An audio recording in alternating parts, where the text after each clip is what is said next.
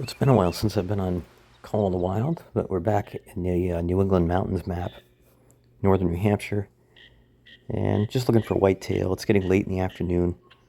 I went through some of the farm fields down below there, didn't have much luck, and then I spotted this little spruce knob.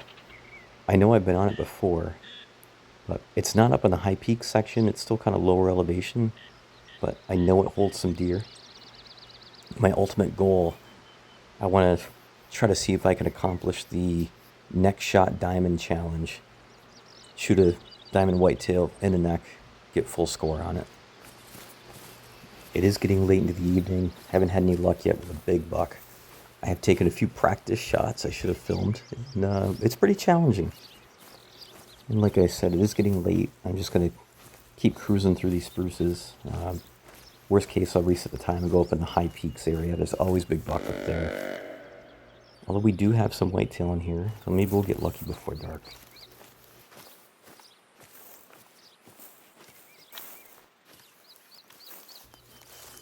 We have a good wind. Just take our time up through here. Got a small moose track. We're just going to ignore that. I don't know how long it's going to take to find a diamond whitetail. And sometimes I find them 10 minutes after I log in. Sometimes it takes a week. I really hate to mess one up. But I don't think I've ever taken a neck shot on a diamond. So if we find one, this will be interesting.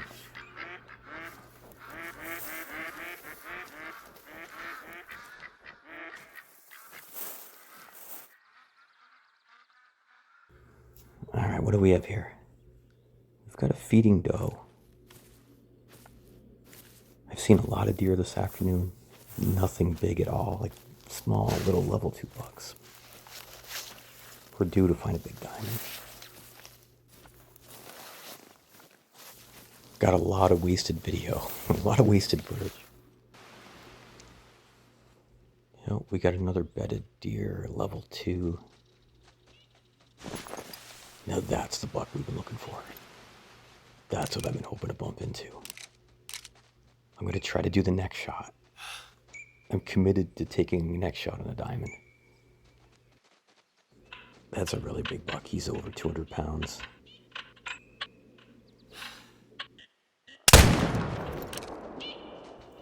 Boy, that woodman leveled him. I'm assuming it was a vital and he dropped. Well, let's go check him out. I mean, he dropped like it was a neck shot. I don't see how he could have screwed it up.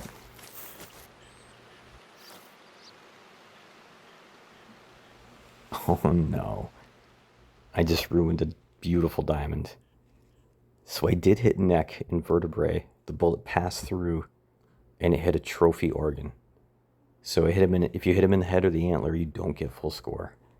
So he just went from a diamond to a gold. Mission not accomplished. It took a long time to find this big deer. But I knew I was taking a chance. So all I could do was go out and try to find another one. Try to redeem myself.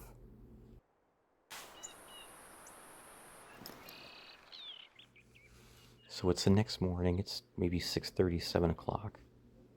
And I kept a really big buck track in my memory bank. He usually travels up through this valley and goes right up into the thick, nasty stuff in the morning. It's just a wall of crap all around me. I was hoping to maybe do some calling first thing in the morning and have him come up through here. But I'm going to call for a few minutes. And if nothing comes up through, I'm going to see if I can find his track.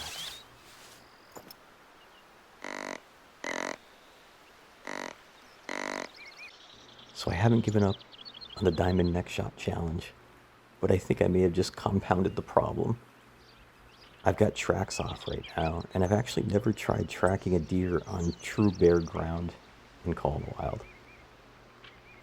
But that track in front of me is a 200+ pound buck track on bare ground.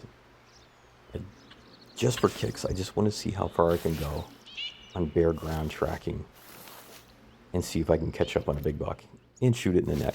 We'll see what happens. I know this is the same deer I tracked before. He likes to come up through the valley in the morning and go up into these stunted trees up on the peak.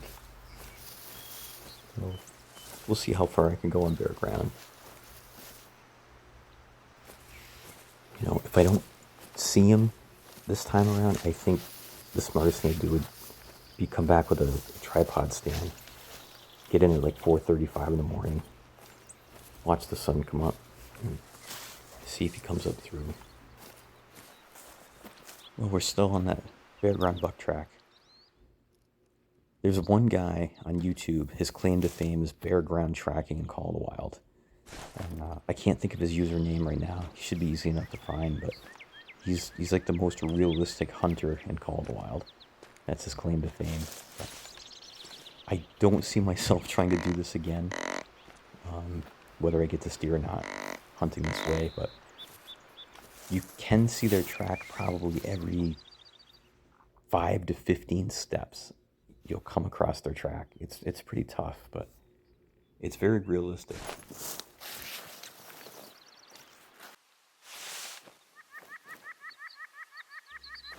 We're still working that big buck track on bare ground. The wind isn't good, but we just had a deer call, so maybe we're getting closer. Maybe we're onto something here. You can see his track in the mud right there.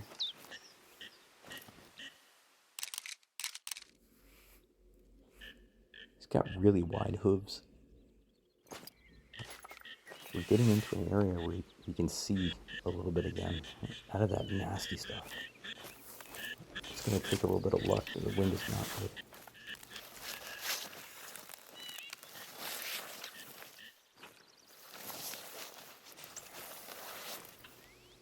God, this opening looks really nice.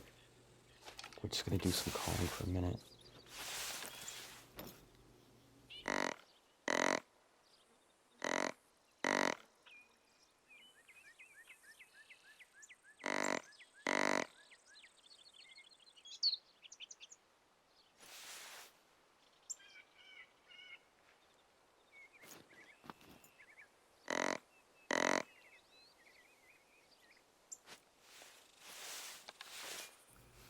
Oh, there's some deer right there. Oh, look at that buck. That thing's a monster. That's the one we've been tracking.